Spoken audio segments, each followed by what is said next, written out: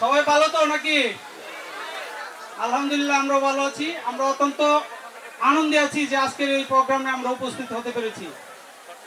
আমাদের এইখানে 2003 পেজের পরিচিতি পর্ব আমরা এখন পেশ করছি।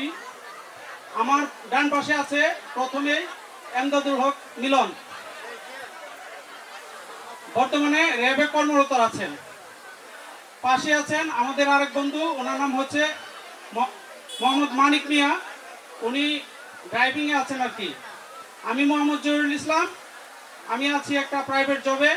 আমার বাম পাশে আরেক বন্ধু আছে, ওনার নাম হচ্ছে মোহাম্মদ হারুনুর রশিদ, উনি সিলেট লঙ্কা বাংলা